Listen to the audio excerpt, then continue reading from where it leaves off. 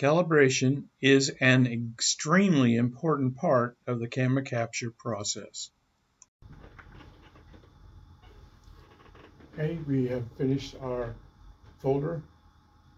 All the metadata information is in there. It's all correct. We've double checked. So the box here was checked. Correct date, correct C number, the correct probates. We're ready to copy. But first, we have to calibrate. And because this is the first probate we've done today, it's going to make us do a full calibration. If this was the second, third, or fourth I did today, you only do a partial calibration. And the system will walk you through that. So if I click the Save and Next, or Save and Capture, I've already got my target on here. And I always like to put these little magnifiers up here. This gives you a better view of whether or not you're going to pass muster here. I'd like to move this up here like that, just so I have a horizontal and vertical lines, and you can move this around a little bit too. And this one's kind of a bullseye one, I like that. And then hit refresh. And normally you'd adjust the focus ring to get it in focus. It generally doesn't change, the focus doesn't change, because I'm always, if I don't move the camera, I'm okay. But I always will still check it. But right now it's fine, so I can move on to the next screen. The next one is the whiteboard. Now I always put the whiteboard on before I click the next, because it just goes quicker. The whiteboard has two different sides, the correct side, and the other side has a big X on it, so that'll be easy to determine which side you use. Face up. And the whiteboard is now good. Now I want to click next before I take the whiteboard off. The next step is doing the grayscale. Place it on like that. You can either hit refresh or start, doesn't really matter.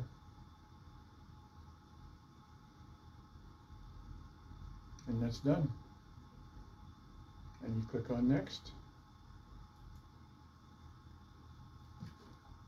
Sometimes it takes you back to focus. I just go ahead and click it next again. It goes to the LSI screen. There's the LSI screen.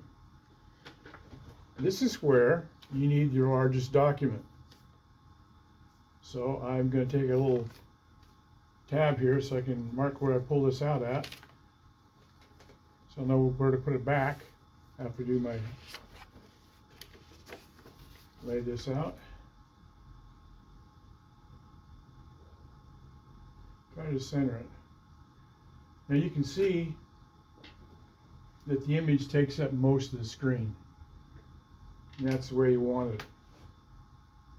Okay, now you click next. Now we want to pick a section. Doesn't really matter. I'll pick this section right here. Pick this there. Click over here and drag that up like that. That's a little representative sample I want to do the LSI on. Fortunately, what the documents that we're imaging are typed, and the typeset is almost identical to all the documents, or at least this is normal, and so that our LSI came back to 95.2, which is great. So then we can skip on and start our imaging. Click one more time. There we go, we're ready to start imaging. Now, it's important that I put this back so I don't get it mixed up and copy it under the wrong person. So I get my tab.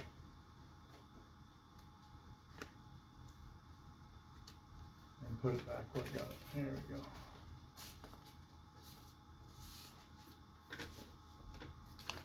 All right, I'm ready to start imaging.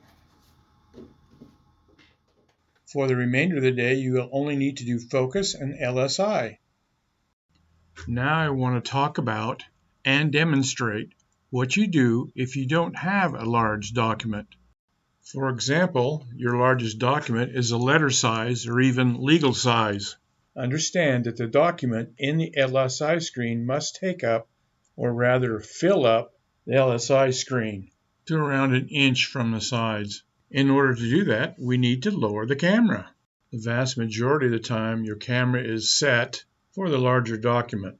But now we have to lower our camera. So how do we do that? First, there's two different scenarios. I want to cover and demonstrate them both.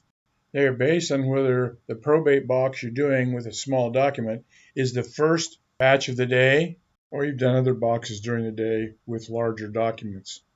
So if I haven't confused you already, let me start by demonstrating the scenario where you've already imaged several boxes with larger documents, and the next box you're doing, you discover you need to lower the camera. You've already focused, and now you're in your LSI screen. And that's when you discover you don't have a large document. The largest document you got is the letter size. Let me first explain.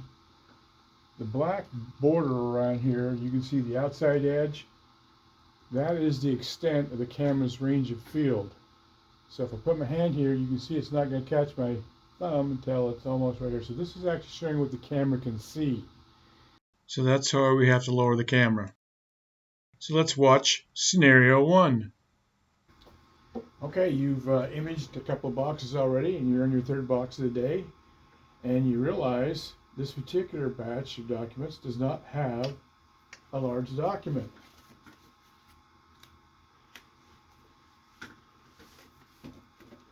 The largest document is letter size. And as you can see, this document does not fill up the area. There's quite a bit of margin, so we're going to have to lower the camera.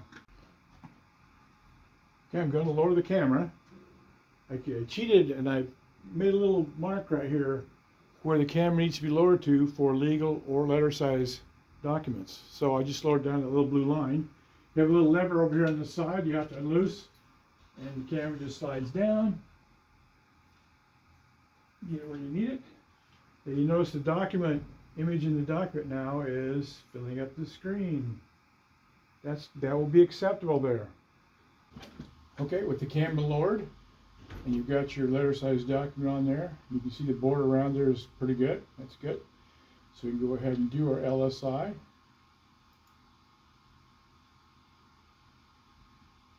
And I'll just grab this section right here.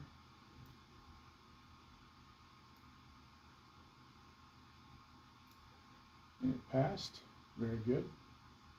So we can move on to capture. Now, because we moved the camera, we have to recalibrate. And that's the reason why this is up here. It says calibrate. Click on that, and you need to refocus. This is where put your target on there.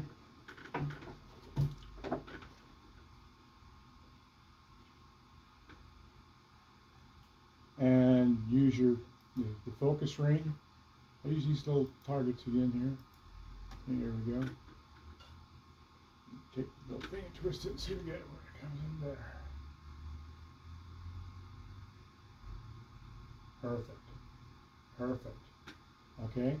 It's critically important. If you don't refocus, every image you take is going to be blurry. Okay, so we refocused. Now I'm going to do the whiteboard again.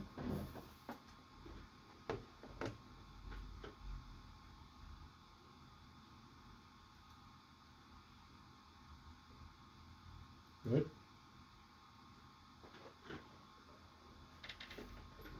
Now I'm going to do the grayscale.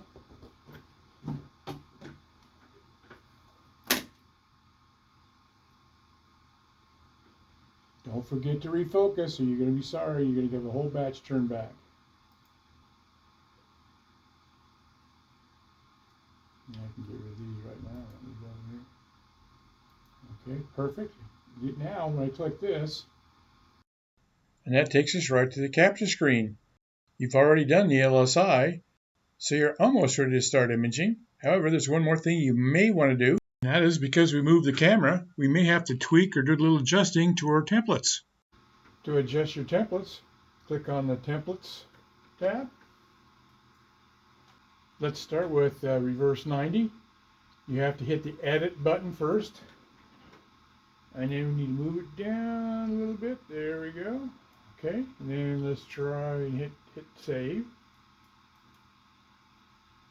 Do the same for XL0. Edit. Move it down. Save. XL90. Edit. Down. Save. And then back to camera capture. Okay, now that you fix your templates, you're ready to start imaging. The second scenario is the box you're doing is the first one for the day, and you already know that the largest document is letter size. You go ahead and lower your camera before you even get started. Then create your folder and do a regular calibration. Then when imaging your next box, you'll just have to repeat the first scenario, only you're raising the camera.